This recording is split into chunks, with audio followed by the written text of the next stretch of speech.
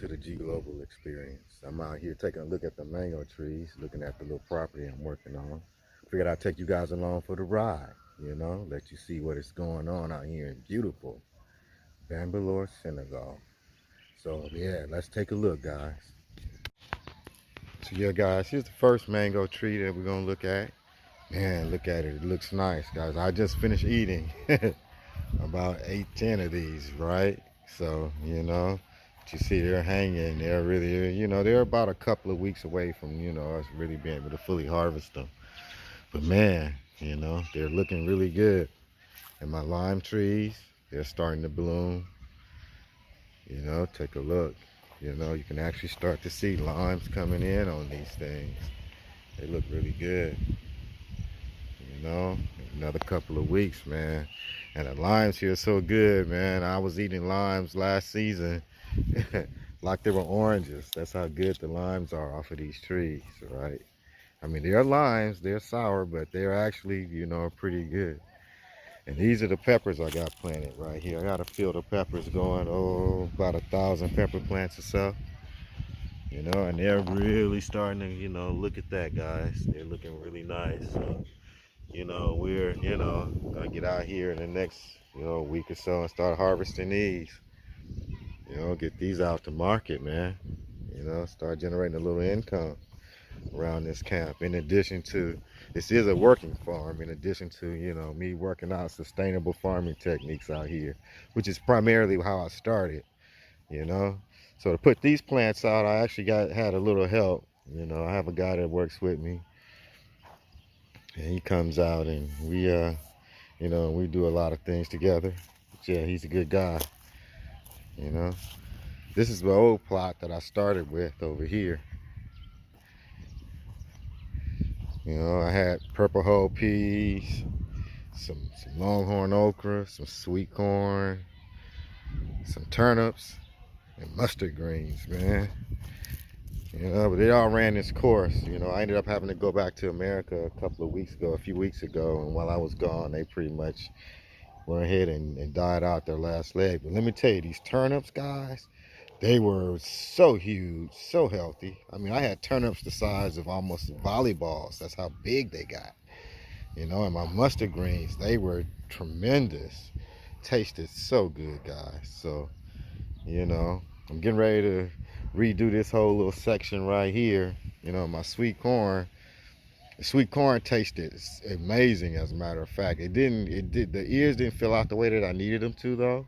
But I mean, going in, I knew that I didn't plant them correctly. I didn't give them the proper spacing so that they would pollinate right. So, but the next crop, the sweet corn I put out, it's going to be a lot better, because I didn't want to use all the seeds. I don't have that many seeds. I'm limited. So I didn't want to take the bulk of my seeds to put this crop in, and it didn't go right. You know what I mean? So, yeah.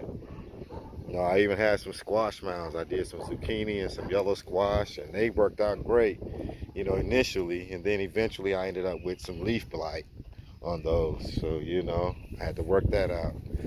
I've got water on the property, but the well collapsed on me. And this is what's left of that. So, we're working out the well issues now, the water issues, and eventually I'll get some more water out here. But this well is done. We're no longer going to be using that, so I'm eventually going to have that filled in and probably sink a borehole out here. That's probably the better way to go. So right now I'm using water from my neighbor, Muhammad. Muhammad's basically, we're hosing water in from his well over here to keep everything going. So, hey, doing what we got to do to keep it cracking. Y'all understand? I got moringa trees. Those are my 2 moringa trees right there. And they look good, man. Moringa, well, yeah, if you guys know anything about moringa, it grows. It's a really hardy plant. Drought, rain, it don't matter. It's going to do what it do. I've got about 10 or so mango trees out here. And let me tell you guys, this variety of mango right here is tremendous. When I say tremendous, it's like the sweetest thing you've ever had. Tremendous. They don't get that big. They only get about as large as the palm of your hand, basically. There's my hand. You know what I'm saying? That's about as large as they're gonna get. You know, so we're basically just waiting for these to ripen up, but the trees are just hanging with them. This tree here is a little bit behind that one. It still has a, you know, they're a lot smaller as you can see. So they've got a little bit more time to go than that one. But man, these mangoes are, whoo, extremely delicious. You know, so we're gonna plant the rest of this spot up too right here. I got another plot down the road a few miles or so. That's, about a hectare, a little more than a hectare, but a little over 3 acres actually. And I've got about 20 mango trees and about 10 or so cashew trees out there that are blooming. We're gonna get those and get after it with those as well.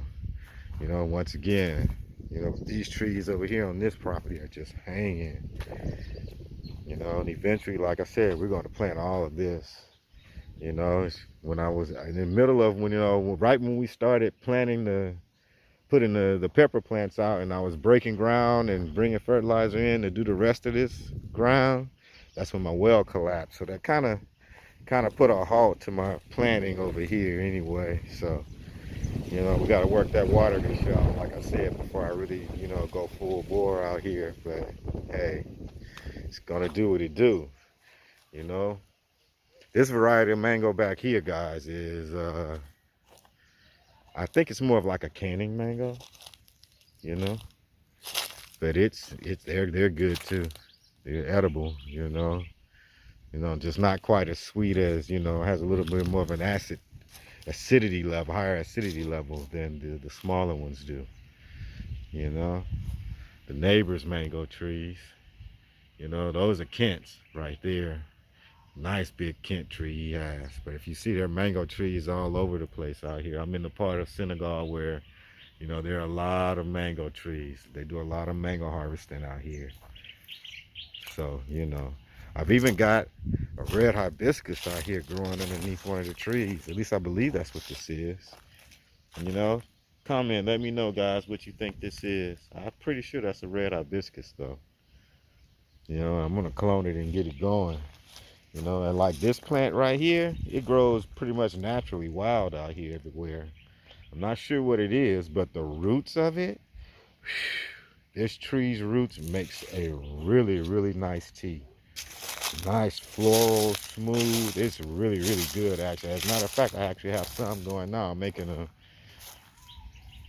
I would say a sun tea with it. Got it in a bottle, sitting in the sun, letting it do what it does. It's been sitting there all day, so actually a few minutes from now I'm gonna go ahead and get after it and see what's going on with that. I'm checking the ground to see if any mangoes them came down. Oh yeah, he's not really, he probably is edible. But it's not much there, so I'm not gonna mess with that right now. But yeah, it's getting really, really close. And on my other property, the trees I have over there are mostly, well, I won't say mostly alike, but the bulk of those trees are Kent mangoes. Kent mangoes are the mangoes that you generally get in the stores over there, the ones that they pick green, that grow to be about, fist size, and when you guys get them over there, they're green and they're still sour. But if you let them grow on the tree, and you pick them when they're ripe, oh my goodness, that is something special.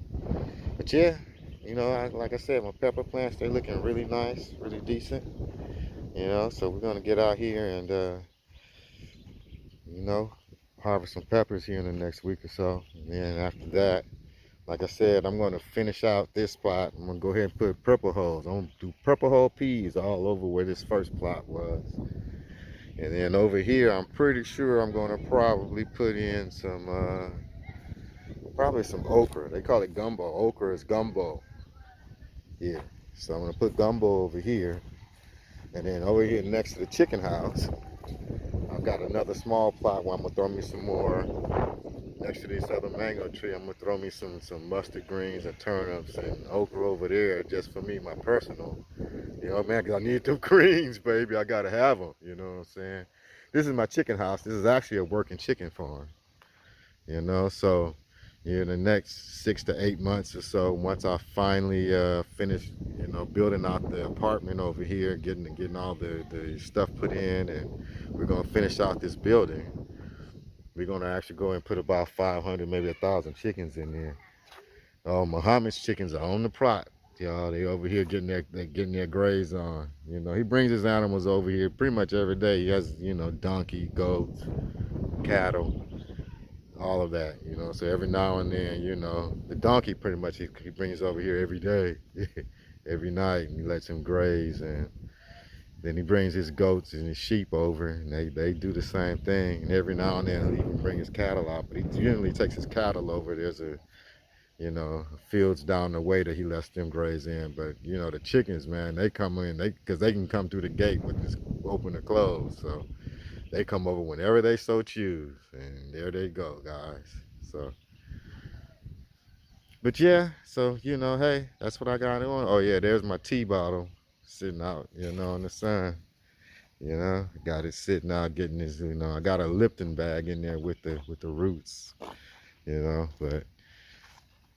And that combination together, those roots with that little Lipton, man, you guys, it's actually really good. So, and then, yeah, my chicken house.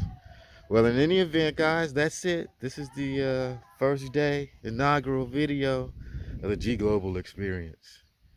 I figured you guys really want to see this. There's a lot of good things happening out here. I've got a few farm projects going. We've got a 10-acre plot that we've got to break ground on here in the next couple of months or so. Definitely by November. That's the time target we have for getting out there and getting that ground planted. Right now we're trying to secure some funding for irrigation. Got some irrigation we need to put out there.